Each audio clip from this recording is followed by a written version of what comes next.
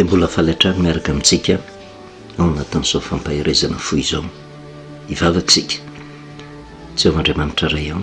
misaotra no mandrakarivo izay satria tsy mitsahatra ianao fa maneraka ny mpanomponao mba hitondra fampahirezana ho an'ny olonao na ny tsy mahalala anao na ny kristianina rehetra na ao arareo fiangonana tsy kristianina ho an'ny firenena rehetra satria Andriamanitra tokana ianao ary tsy mba mizahatavan'olona. Andriamanitra ny firenena rehetra dia mitondra ny fampahirezana mba afantaran'ny olona ny marina, mba hanana ny fiadanam-po ary hahatonga azy mba hizotra amin'ny lala mahitsy mba hisian'ny fiadanana. Dia ny fanahinao masina anao ka hiasa mpanokatra ny masom-panahy tsiraray avy izaha toetra fa marina mandrakariva ny teninao dia mitenena Jehovah fa mihaino mpanomponao amin'ny anaranao Jesosy, amen. Faly miarabantsika amin'ny anaran'i Jesosy manonona ny fahasoavana sy ny fiadanan'ny tompo ho amintsika mandrakariva. Fotoana fohy no iarahantsika isan-kerinandro mba hitondrana fampahirezana manoloana ny toe-javatra sarotra andalovan'ny isam-batan'olona, andalovan'ny fianakaviana, andalovan'ny fiangonana, andalovan'ny firenena. Ary ny afatra izay hoentana dia afatra ho an'ny olona rehetra tsy ankanavaka, tsy manavaka fiangonana, tsy manavaka toko politika, fa tena afatra ho an'ny rehetra na ho an'ny mpivavaka na inona tokom-pivavahana misy ny tsiraray, ary ho an'ny firenena iray manontolo mihitsy satria afatra avy amin'Andriamanitra mba hahatonga antsika hahafantatra fa misy n'Andriamanitra tompony tantara afaka mitondra vahaolana ary miandrandra ny akatoavan'ny olona ny marina mba hahitan'ny olona fiadanana. Tamin'ny farantsika dia niresaka hoe rehefa jerevana ny tantara ny firenena malagasy dia ahitana taratra ny fifidianan'Andriamanitra ny zanak'Israely izay olom-boafidy navahan'Andriamanitra tao anatin'ny firenena maro, tsy hoe ny angarany fa nametrahany andraikitra mba hilaza ny atsara n'Andriamanitra amin'ireo tsy mahalala ka tonga ny hafa koa ho resy lahatra tanteraka ka hiaiky fa misy Andriamanitra izay mitantana. Ary torak'izany ty firenena malagasy ty, ary izy moa tsy niaiky fa izany firenena malagasy izany dia firenena mivavaka araka ny resahantsika tamin'ny farany hoe ilay mivavaka dia misy ny kristianina, misy ny tsy kristianina, kanefa samy miantso ny Andriamanitra izay heveriny fa afaka hanampy azy. Ka iny tsy ho jerevantsika amin'izay fa raisitsika amin'ilay hoe mivavaka, hitan'Andriamanitra izay toe-panahiny malagasy mivavaka izay ka na entefa amin'izy aloha na entefa amin'izy ny vavaka izay asandratra ny tsiraray avy dia efa tsara aloha raha mivavaka. Andriamanitra tsy manometsiny fa manoloana izany toe-javatra rehetrarehetra izany dia mitaona fotsiny Andriamanitra ny sain'ny olona mba hifantoka amin'Andriamanitra tokana ilay marina, ilay mitombony zavatra rehetra, ilay afaka mamaolana ary izy tsy manameloka n'izan'izy fa noho ny tsy fahalalan'ny olona mahatonga ny olona tsy mivavaka amin'ilay Andriamanitra ao anatin'ny baiboly. Ary izay no ilana ilay zanak'Israely tamin'izany vanim-potoana izany mba nydresy lahatra ny firenen-kafa izay azo lazaina fa mivavaka ihany koa ny firenen-kafa fa tsy tamin'i Jehovah Andriamanitra. Dia torak'izany koa no misy eto amin'ny firenentsika fa tsy misy Andriamanitra afaka mamaly vavaka fa tsy io Andriamanitra ao anatin'ny baiboly io. Zavatra hitantsika raha ny tantara dia nisy toe-javatra mafy nianjady tamin'ny zanak'Israely tamin'izany vanim-potoana izany izay nisy tomantsika lesona hoe ohatra ny mitovitovy amin'ny toe-javatra mitranga hiainantsika amin'izao vanim-potoana izao. Dia hitantsika ny amin'ny tantara mpanjaka faharoa toko fahaenina, mpanjaka faharoa toko fahaenina, inona ny toe-javatra mitranga tao anatin'izay rehetrarehetra izay raha mampatsiaro kely tsika ny tantara. Ny 1420 sy 520 nataon'ny Elisa ozy tamin'ny nisian'ny mosary mafy tany Samaria rehefa afaka zany ozy be ny adadam-panjaka ny Siria namorony mialamila ny rehetra dia niakatra ka nanao fahirana ny Samaria dia nisy mosary mafy tany Samaria fa indro nanao fahirana azy ireo mandrapatonga ny lohamboriko lafo sekely 20 sy ny taimboromilala pa-efatra ny kapa ho sekely 10 raha mamaky an'io mpanjaka faharotoko faheniny atsika dia misy fanafiana nataon'ny Siriana nanao fahirana ny Israely tamin'izany vanim-potoana zany zay nampitondra faisana ny Israely satria te ambabo ny zanak'Israely izy ary ny firenena jentilisa rehefa hiady amin'ny firenena zanak'Israely tsy vitany hoe mambabo ny arena sy ny fananany fotsiny fa mambabo ihany koa na ny aretsainy azy satria ny zanak'Israely dia azo lazaina hoe nanana ny olo-peheziny zay tena nanan-tsaina tokoa ary hitantsika tamin'izany vanim-potoana zany tamin'ny tantarany fahababon'ny zanak'Israely mibabon'ny Nebokadnezara fa zay manam-pahaizana rehetra tao amin'ny firenen'ny Joda tamin'izany vanim-potoana zany dia nalain'ny Nebokadnezara ary nofaniny mba hanompo azy ary zay ny tetikadiny firenen-kafa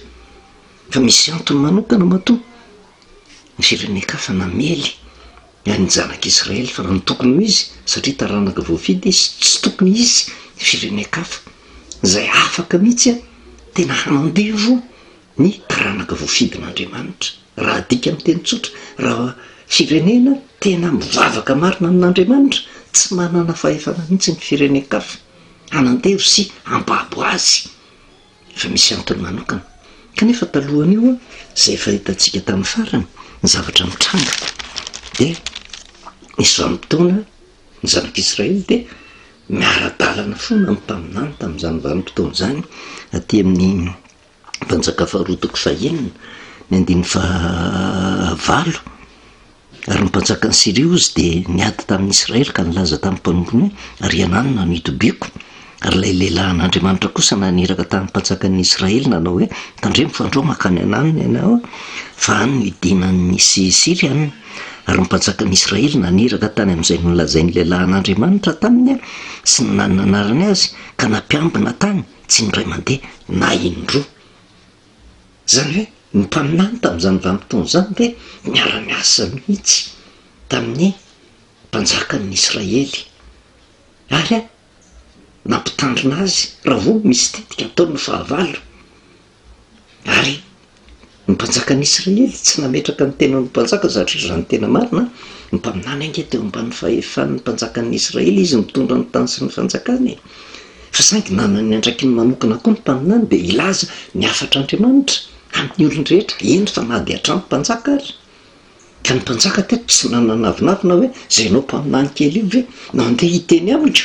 ny amin'ny zavatra tokony ataoko fa tena nanaja ny mpaminany izy ny ainy ny mpaminany izy ary zay fienoan'ny mpaminany zay dia mariky ny fanekeny any Jehovah Andriamanitra dia inona tokoa ny zavatra mitranga sosotra indrindra ozy ny 120 ny fon'ny mpanjakan'ny Siria io zany zavatra zany ko ny antson'ny mpanompony izy ary nanao taminy hoe tsy ambaranareo avy zay atao amintsika momba ny mpanjakan'ny Israely ary io mpanompony anankiray tsy misy ry mpanjaka tompoko fa Elisa mpaminany ao amin'ny Israely any no milaza ny mpanjakan'ny Israely na dia izay teny lazainao amin'ny trano fandrianao aza ary hoy ny mpanjaka andeha izaho zay toerana mba ndrahako isambotra azy ary nolazainy tamin'ny hoe indro ao daotany izy raha tantaraina tsotra dia tsy nahafa-piry ny fahavalo zay te hamely le taranaka voafidin'Andriamanitra no ny fanekena ny sitrapon'Andriamanitra tamin'ny alalany mpaminany fa zay tetika rehetra nikotrehany amelezana ny zanak'Israely dia fantatra avokoa dia nampitandrina mpanjakan'ny Israely avitra ny firenena fa sorena ny Siriana tamin'izany vanim-potoana zany rehefa sorena dia ny zavatra natao indray dia tsy ny Israely tsony ny tetehany ho asiana fa le mpaminany indray ny tediaviny ho vonoana kanefa ny mpaminany efa nirahan'Andriamanitra tsy mampaninina azy zany ary tsy matahotra zany ny mpaminany na inona tena fandrahona hamelezana azy fa ny zavatra mitranga rehefa jerevantsika dia zao miaina ny adana zanak'Israely ary inona ny vokany ny andiny fa 3 mpanjaka faharoa toko fahenina fa iangaviako fotsintsika hamaky an'izy io mba efa afataratsika ny tantara fa rehefa hita ny reto firenena hafa reto ny herin'Andriamanitra teo anatrehan'izany zay nirovany ny zanak'Israely tsy sany etrapetraka intsony tamin'ny taranak'Israely reto siriany reto. Ny andiny fa 3 dia nanao fanasana lehibe ho azy ny mpanjaka rehefa nihinana sy nisotro reo dia nampandehaniny ary dia nakany amin'ny tompony izy koa dia tsy nakany amin'ny tanin'ny Israely intsony ny mpitoadiny Siria. Zany hoe tsy sa mikitikitika ny Israely hatreo ny andiny fa 3 satria natahotra fa misy Andriamanitra zay misy azy fa ny zavatra nahagaka nefa nanomboka teto amin'ny 4 inona ny toe-javatra mitranga ny toe-javatra mitranga miverina le Siriana nanao fahirana amin'ny Samaria nitondra faisana ny zanak'Israely tsy tonga foana zany satria raha jerevantsika ny tapany voalohany tamin'ny vanim-potoana mbola nenon'ny firenen'ny Israely ny Jehovah Andriamanitra tamin'ny alalan'ny mpaminany na inona tetika nataon'ny fahavalo tsy afaka namely ny zanak'Israely mihitsy ny fahavalo ny firenen-kafa fa naninona izy teto mitratra mosary tsy misy fanazavana azo atao akoatrany zay fahitantsika tany amin'ny mpitsara hoe tena raha vao miodina amin'Andriamanitra fotsiny le zanak'Israely dia ataon'Andriamanitra babo ny firenen-kafa mandrakariva ny zanak'Israely mba ho famaizana sy fananarana azy satria maninona ny babo ny firenen-kafa tsy miaintsony ny tenin'ny mpaminany zay niteny taminy fa mivanim-potoana mbola henono ny firenena any Jehova amin'ny alalan'ny mpaminany zay milaza marina ny teniny tsy manana fahefana mihitsy ny firenen-kafa amely ny firenena voafidin'Andriamanitra. Sika nefa mieritreritra hoe firenena malagasy dia tena anisan'ny taranaka voafidy kanefa inona ny toe-javatra mitranga mitondra faisana zay hoe ahitantsika taratra an'ity mpanjaka faharoa toko fahenina ny andiny fa 4 ity hoe tena tsy zaka tsony ny fiainany ary tamin'ny farantsika moa dia nijery amin'ny vanim-potoana mbola erahan'le firenena amin'ny Jehova tena tsy manana fahefana ny firenen-kafa ambabo ny taranaka voafidin'Andriamanitra ary hitantsika zany tany amin'ny tantara faharoa toko fahenina amby 20 zay anisan'ny ohatra anankiray mba hanamafisatsika an'izay le hoe tena misy akony lehibe eo amin'ny fiainam-pirenena mihitsy ny firaisana amin'Andriamanitra ary zay antso zay atao dia antso hatrany amin'ny tompona andraikitra ambony indrindra ka hatrany amin'ny madinika indrindra mba hiaino ny feon'Andriamanitra. Ny tantaran'ny Hosea tantara faharoa toko fahenina amby 20 tantara faharoa toko fahenina amby 20 dia ny andin'ny 7 ka hatramin'ny andin'ny 9 dia jerevantsika fotsiny izay le taranaka voafidin'Andriamanitra 12 taona Hosea sy fonizy vonanjaka ary 12 taona nizakany tany Jerosalema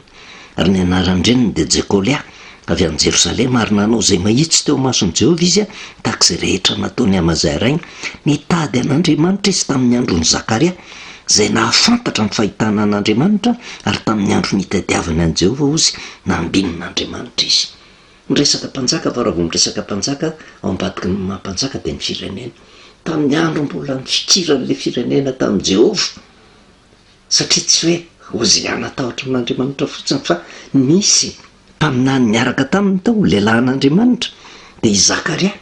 zay nanome toromarika azy mba hafantarany sitrapon'Andriamanitra na ambin'Andriamanitra izy dia jereo angeny fandehany ampahankely fotsiny ny 5 ka hatramin'ny 9 nivoaka izy ka niady tamin'ny Filistina ozy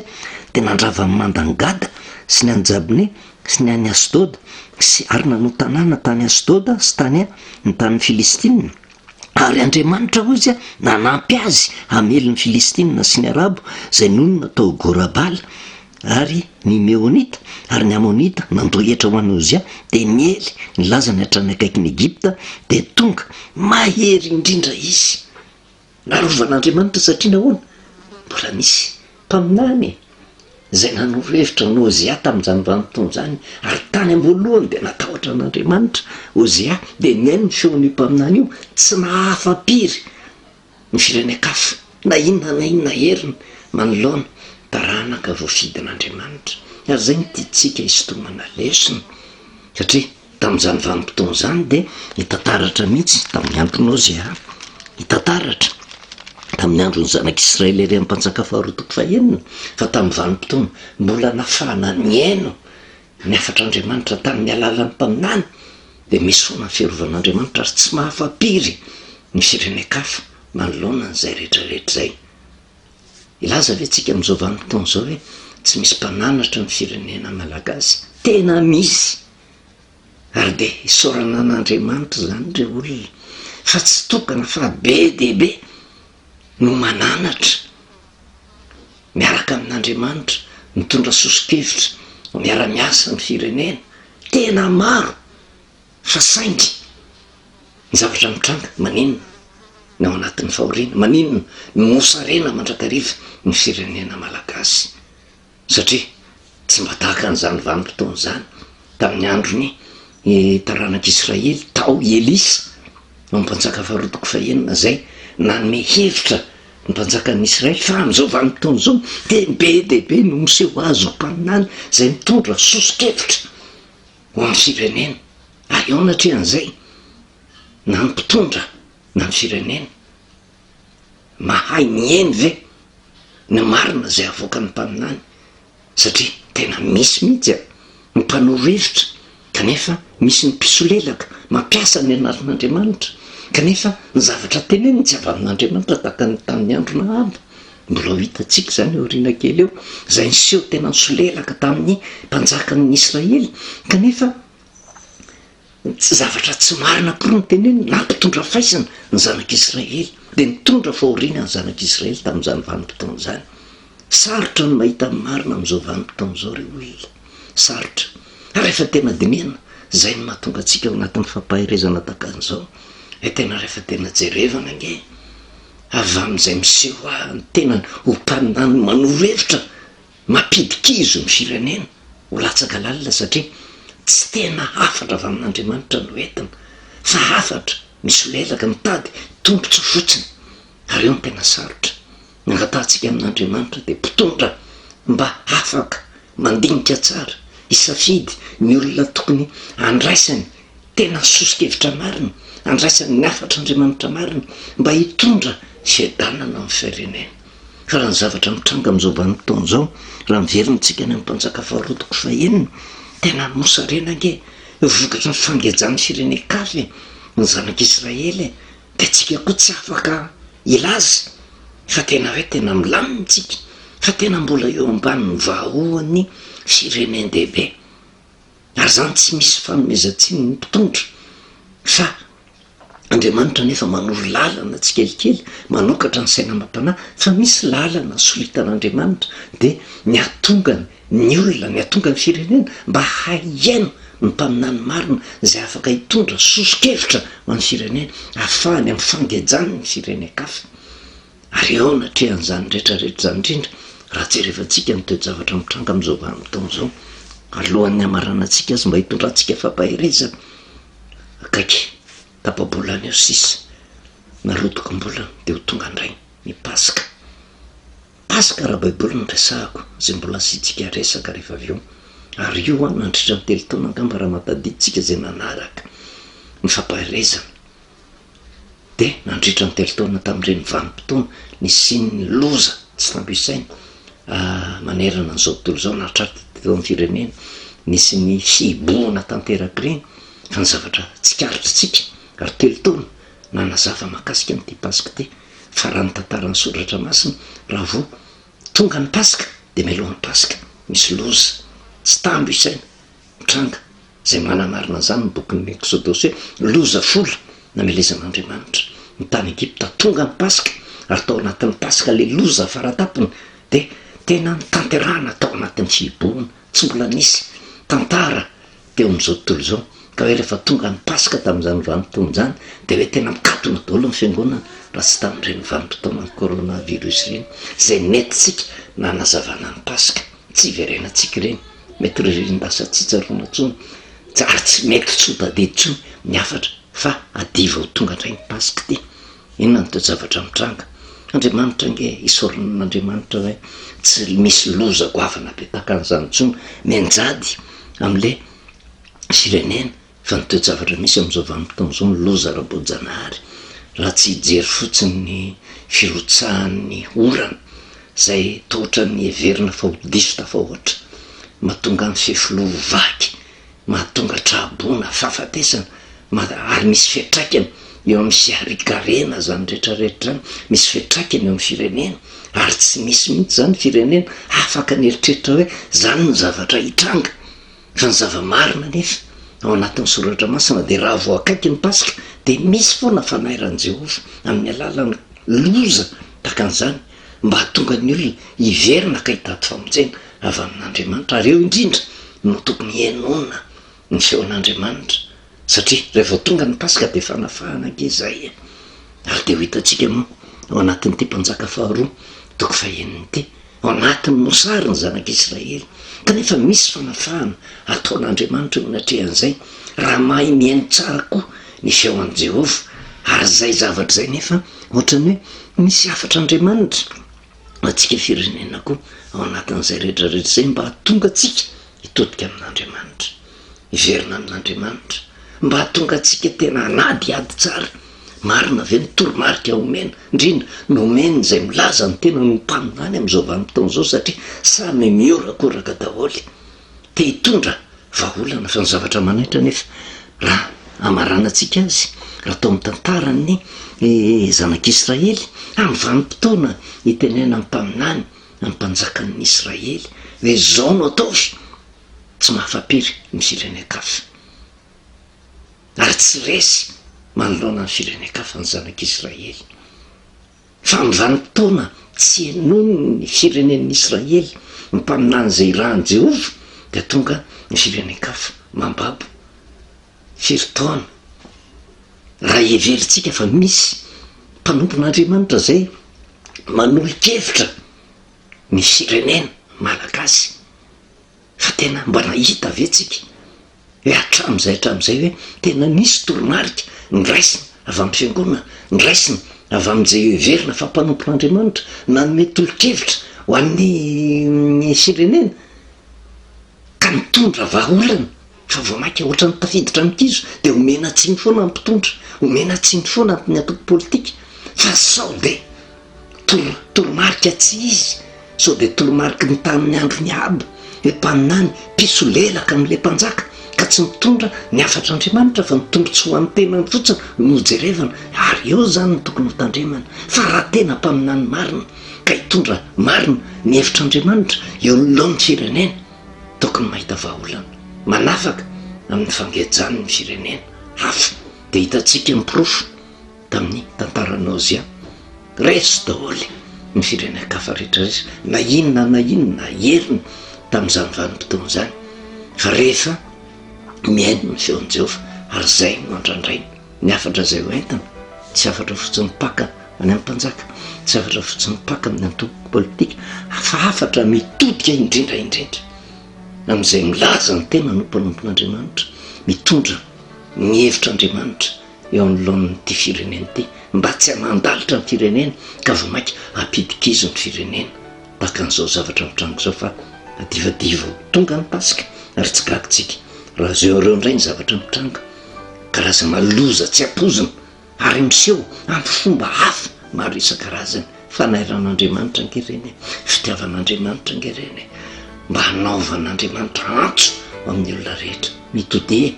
amin'ny Jehovah'Andriamanitra ao aminy rery no misy ny vaholana voninahitra ho an'Andriamanitra rery any vavakisika sotranao Jehovah'Andriamanitra ray ny teninao indray zay tonga de ny mahitsy kanefa mampiverina ny olona mba hentehitra aminao fa ianao rery any no manana ny hery rehetrarehetra afaka mano fatora amin'ny mosary zay menjady amin'izao firenena malagasy zao de mba miteny zay tonga mba mipieritreritra n'izay tompona andraikitra zay mihevitra fa mitondra ny teninao mba hilaza marina ny teninao fa tsy mandalitra ny olonao de matoky sy miheny fa hitsinjo manokana n'izao firenena malagasy zao ianao ny anaranao Jesosy amen. Anao velomantsika amin'ny anaran'i Jesosy manona fahasoavana sy ny fiadanan'ny tompo manitsika mandrakareva.